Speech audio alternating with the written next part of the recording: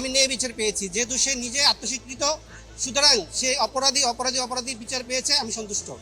এই আসামি সোহেল রানা তার অপরাধ বিষয়ে ফৌজদারি কার্যবিধির 164 ধারায় স্বীকারোক্তি জবানবন্দি দিয়েছিল এবং এই মাননীয় ট্রাইব্যুনালে বিচার কার্য চলাকালীন সময় আসামিকে যে পরীক্ষা করার জন্য 342 স্টেজে একটা আত্মপ্রকাশ সমর্থনমূলক বক্তব্যের কথা বলা ছিল এবং কোনো সাফাই সাক্ষী দিবে কিনা, সেই স্টেজে এসে এই আসামি সোহেল রানা নিজেকে দোষী দাবি করে আদালতের নিকট ক্ষমা প্রার্থনা করেছেন।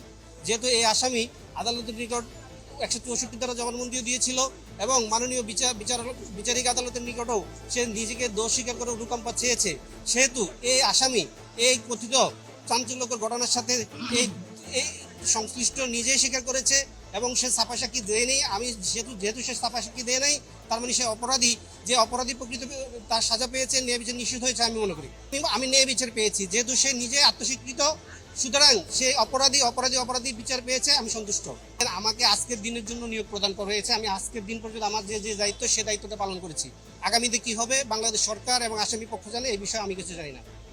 মনে করি বাংলাদেশের ইতিহাসে একটা নজির স্থাপিত হয়েছে, মাত্র 4 কার্য দিবসে এই মামলার বিচার কার্য নিষ্পত্তি করে সরকার একটা মেসেজ দিতে চায় রাষ্ট্রের কাছে, সমাজের কাছে, মানুষের কাছে। সেটা হচ্ছে অপরাধী অপরাধ করে পার পাবে না এবং এদের নৃশংস কোনো ঘটনা যেন পুনরাবৃত্তি এই দেশে না ঘটে, সেজন্য এই মামলার বিচার কি একটি নজির হয়ে থাকবে এবং সবার জন্য একটা শিক্ষণীয় অ্যাওয়ারনেস সৃষ্টি হবে। নিশ্চয় মানুষ মনে করবে যে অপরাধ করলে পার পাওয়া যাবে না। দেখেন, আমি কিন্তু এই মামলাটিতে আসামি পক্ষে আইনজীবী হিসেবে মামলা পরিচালনা করার জন্য সরকারের যে প্রস্তাব সেটা গ্রহণ করেছিলাম। এই কারণে আমি গ্রহণ না করলে অথবা কেউ যেহেতু গ্রহণ করতেছে না, তাহলে আজকে 4 কার্য দিবসে এই মামলার বিচার কার্য নিষ্পত্তি হতো না। সুতরাং আমার যে দায়িত্ব ছিল সে দায়িত্বটা আমি গ্রহণ করাতে রাষ্ট্র বিচার করতে পারেছে অপরাধীর এবং এদেশের যে মানুষ সবাই এই বিচারটি দেখতে পেয়েছে।